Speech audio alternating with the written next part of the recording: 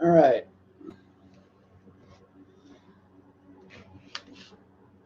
Since before Natalie was killed, I've been speaking out about pretty words.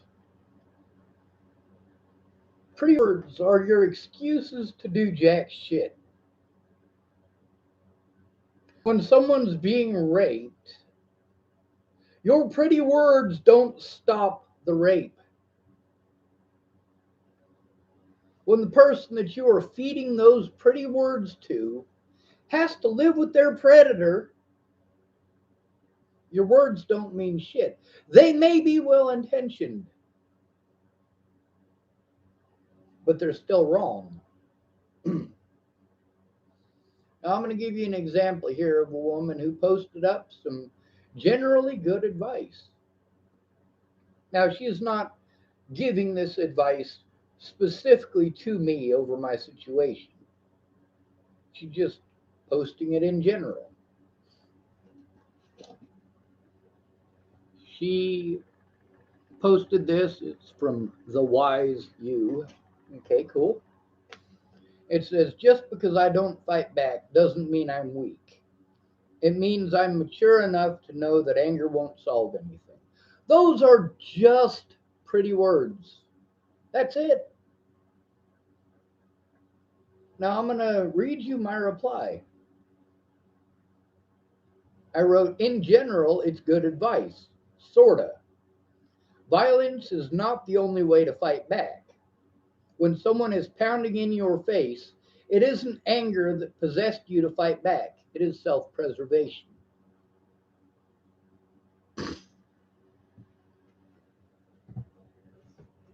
Defending yourself does not make you immature. Now, this whole thing can be broken down into one giant insult if I so choose, but it wasn't directed at me. It's just a generalization. Whereas many of these pretty words were thrown at me when I was trying to get help, trying to get someone to fucking listen. Nobody cared. One moment, I got the blanket that I'm sitting on, and it's got a part of it that's,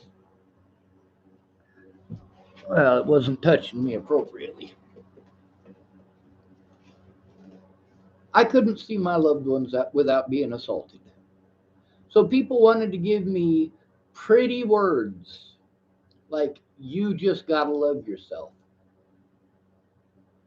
If I didn't love myself, I wouldn't be trying to get fucking help stopping the abuse. But it's fine because I was denied my rights as a human being. It's fine, isn't it?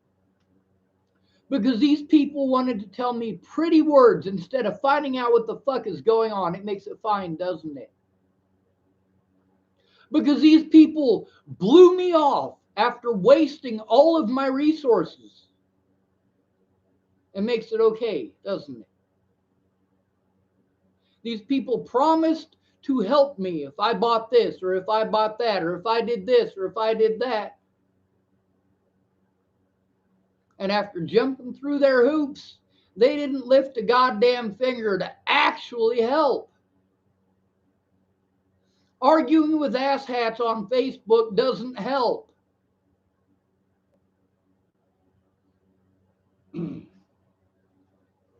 It's just pretty words. Now, this lady who made this post, she's not a bad person. Her heart's in the right place. She knows the life. She's lived homeless for a lot of years. She knows many of the same junkies that I do.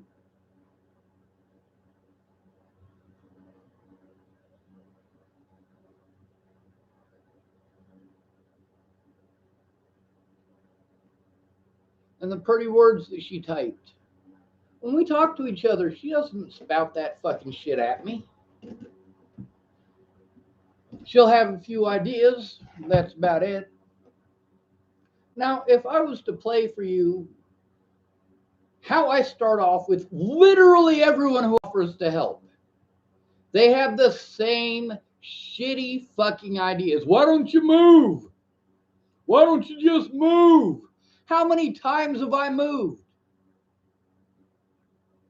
Let's just pretend that moving is not stressful. We'll pretend that moving is not stressful. All right? We'll just pretend that. We all know it's bullshit, but we'll pretend that it's not stressful. We'll focus on the fact that it costs time and money to do that.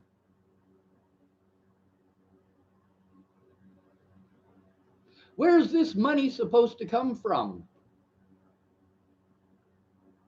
Well, I'm listening to women telling me that it's not fair that they're only getting paid $44,000 to $49,000, and that's about $5,000 less than men earn per year. And I'm listening to these women complain that they can't survive on over $40,000 a year, but I have to live on less than a quarter of that, $9,800 a year. That's not a lot of money to live on. If you can't live on $44,000 a year, how am I supposed to live on $9,800 a year? Meanwhile, the lady who was complaining that she only makes, I think she said that she was making like $47,000 a year. And that's still less than what men on average make. That's not my fault. Treating me badly because I'm a male, because you earn less than the average. I get a lot less than the average. Even when I was working 20-hour days strapping metal, I didn't come anywhere near earning that much money. And that was hard fucking work.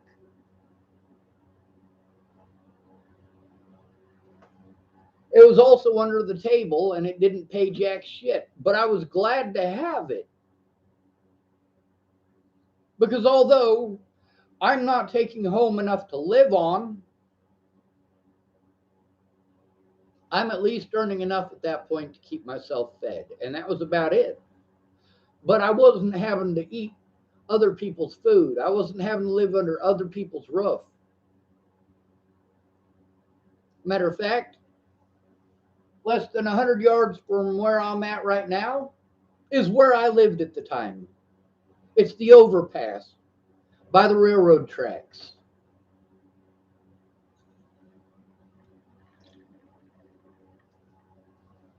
I lived next to the railroad tracks while I was going to Chapel High School in this fucking town. That's right. I was a homeless high school student in Chapel, Nebraska. There's a place just right up the street here. I stayed in there for almost 2 weeks. It's an old abandoned house. It's been abandoned for as long as I've known it exists. Now, I got in trouble for staying there. I was told that was not okay. That's when I moved to the railroad tracks. I also lived in the bathroom out at Chapel Lake for about 3 weeks until they started locking the doors. Now, were they locking the doors because the place was filthy? No. I'd go in there. I'd see how filthy it was after a day of, well, a bunch of fucking spoiled Chapelites going in there, fucking smearing their shit on the walls, leaving toilet paper all over the place. Their dirty, fucking nasty, crusty underwear literally just laying on the edge of the sink. While I was staying there, I cleaned that bathroom before I went to sleep.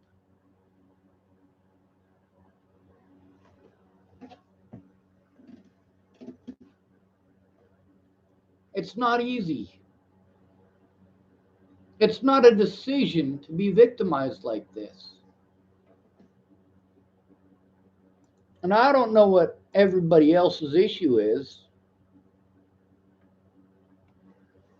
But I do know that those pretty words that you spout are bullshit. But you don't think about the scenario that somebody's in. You don't think about the situation that they're in before you spout those pretty words. You have no fucking clue what's going on, but you feel that you are entitled to give advice. And if people are not capable of following your advice, it magically means like they're what, horrible people? If I don't have the money to hire a fucking lawyer, does that make me a bad person? Does that make me guilty? Then there's those of you who think that free pro bono lawyers all over the fucking place. There are. There are pro bono lawyers. They want a case that is cheap and easy, and they know that the term mentally ill and the term homeless are two terms that almost guarantee that you are going to lose in court. It doesn't matter how innocent you are. It doesn't matter how horrible you have been treated. Because when you're called mentally ill, you have no rights. You are assumed to be the guilty party no matter what. Is that true? No, it's not. It's not no matter what. If you have someone in your corner, a conservator, a guardian, a father, a mother, a best friend, who actually cares enough to find out what the fuck is going on, that makes all the difference in the world as long as they speak up. When somebody is coming to you and trying to tell you that their dad is raping them, they're not telling you that their dad is raping them to get sympathy. They're telling you that their dad is raping them because they want it to stop. They already know what happens when you turn in your predators when it's one of your parents. The officers give you a choice between being locked up in the system or staying with your predator.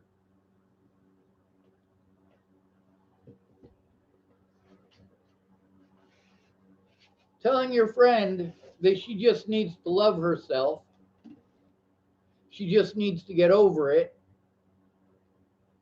She's coming to you for help. When she blew her head off 2 months later because she was pregnant with her daddy's kid, how did you feel about it then? That's right, that was an actual situation that happened with actual people I know.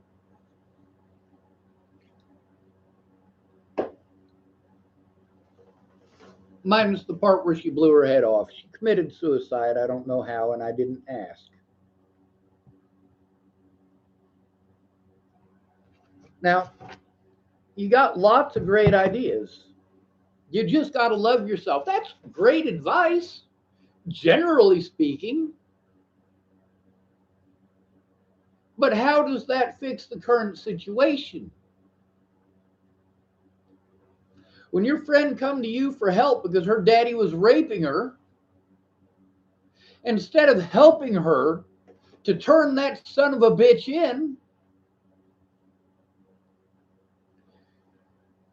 you said things that dismissed everything that she's going through, telling her that she just needs to love herself.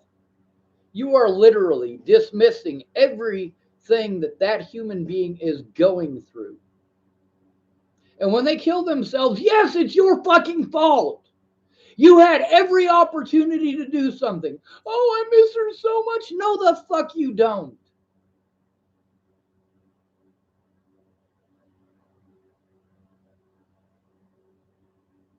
When I die, and there's these idiots talking about how they miss me, keep in mind that I'm alive right now. And those people make zero effort to get a hold of me, zero effort to talk to me, zero effort to reach out,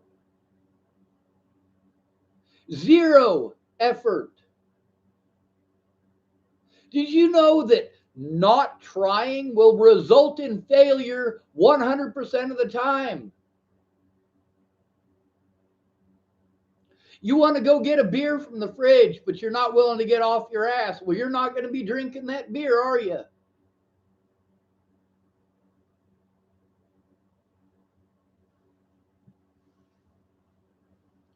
Now, sure, you may get up and fall right back down. You might be too fucking drunk to go get your own beer. You might be sober and just got home from work. But when you get up, your back goes out and you slam the floor.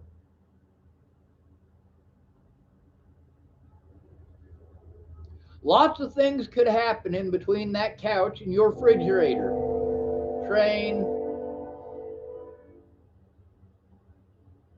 So there is not a 100% chance that if you get off your ass and walk to the kitchen to get your beer, there is not a 100% chance of victory in that.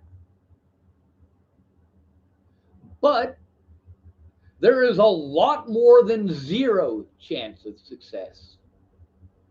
If you never try, you're not getting your beer. Now, why did I use beer as an example instead of something that is an actual necessity? Because Americans don't seem to care about necessities. They care about alcohol. They care about sex. They care about drugs. And they care about having someone lower on the totem pole that it is okay for them to victimize. Shit rolls downhill. Our government rips off everybody. Our government victimizes its own people and then has the audacity to tell us that it's our fault. I kind of agree. If America wasn't full of cowards, we wouldn't have this fucking situation. Going and pointing a gun at somebody in a foreign country does not make you any less of a coward. Matter of fact, seeing the people that you're fighting against, it makes you more of a coward. More of a coward. You are not fighting for our rights in the United States if you are in the United States military. Military service, after our Constitution was flushed down the goddamn toilet, military service became treason.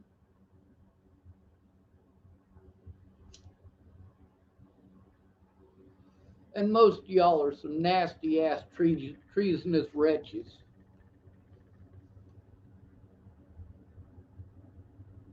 Your pretty words don't fix it.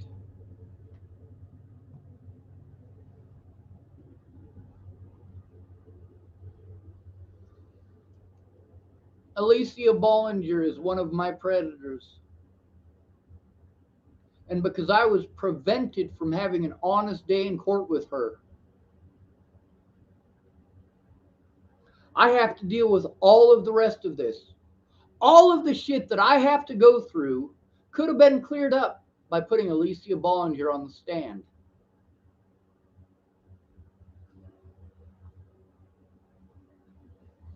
But then again, she's a junkie in a family full of junkies who all want to wash their own hands clean of the crimes that they committed. Her junkie dad, the fucking rapist and child molester. Her junkie mom, who chose alcohol and abusive men over her own kids. Her junkie ass stepmoms.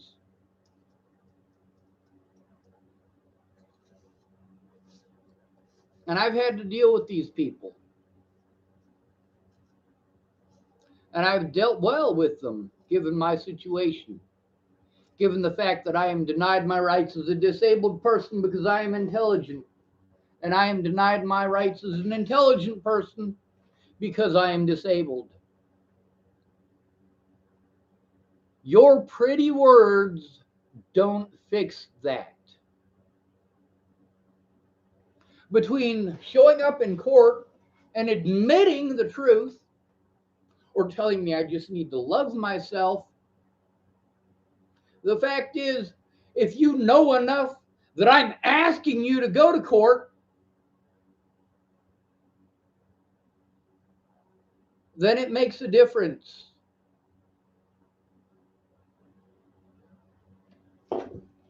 Oh, yeah, and by the way, fuck this goddamn country.